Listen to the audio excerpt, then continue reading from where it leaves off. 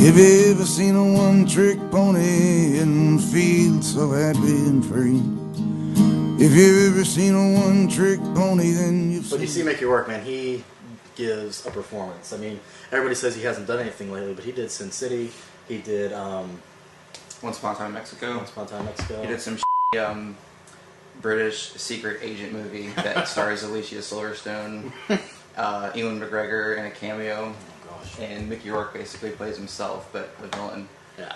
So he really goes on a limb here and does something great for his career, which is going to get him a lot of recognition again, where it should be. The guy's an amazing actor. And you find out as the movie progresses that he's got a lot of hurt in his life, that he feels the only place he doesn't get hurt is when he's in the ring, which ironically is the one thing where he's getting hurt. Yeah.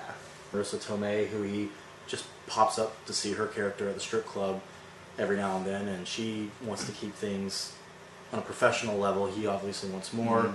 He's a customer when it comes down to it. Yeah, he's the customer, and she doesn't want to cross that fine line between... Speaking of fine lines, she gets hotter and hotter with every movie she's in, and I thought she was great in Before the Devil Knows You're Dead because she's like naked the whole time pretty much, but she ups the ante in this movie because she's nude a lot. She meets Rourke to help him look for a present for his daughter, and it's like a big deal because, you know, she's not dancing naked. Evan Rachel Wood's character, Stephanie, who plays Mickey Rourke's daughter, is incredible. She's only in it for about 4 scenes, 4 real scenes. Really great. And she was... in all of it. Yeah, she was amazing. I love Marisa Tomei, but I think that if we were in charge of the Academy Award nominations... Which we're going to do that too. Yeah, I would switch them out because I think that she was actually better than Marisa Tomei. Absolutely. His daughter, who's in college and a lesbian, so she's smart. Well, he says he thinks he's a lesbian. It never really comes across that she is a lesbian. It could be just she has a roommate, because it's never clear on it. He just goes, I think she's a lesbian.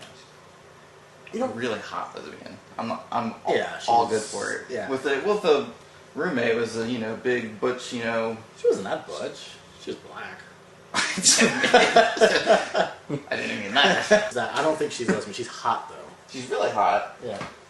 She does a really great job, and she does a great job in this scene. Even though she really doesn't have any dialogue in that scene, she has just a tiny bit.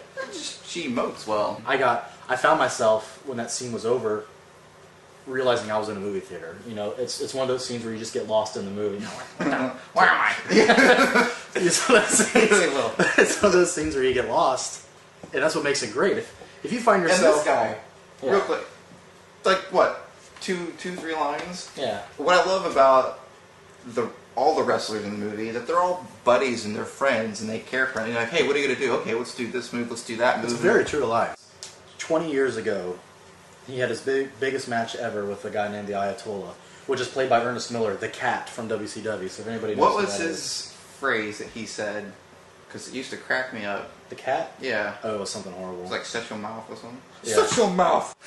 He does it. His finishing move is kind of cool. It's like a Jimmy Superfly Snuka headbutt off the top rope. Chris Benoit kill your family move. Oh, too soon. Too soon. Okay. Too soon. It's like a Jimmy Superfly.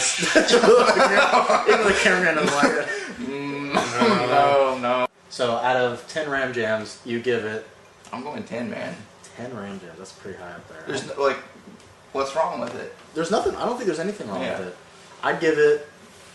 See, I'm harsh on my ratings with movies. Yeah, Matt's a dick. I am.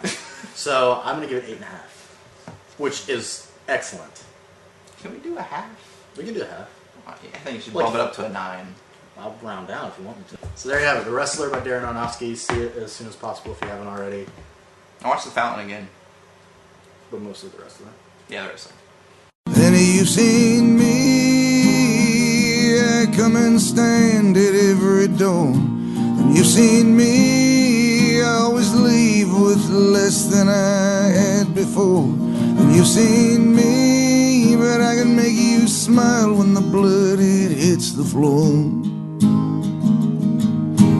Tell me, friend, can you ask for anything?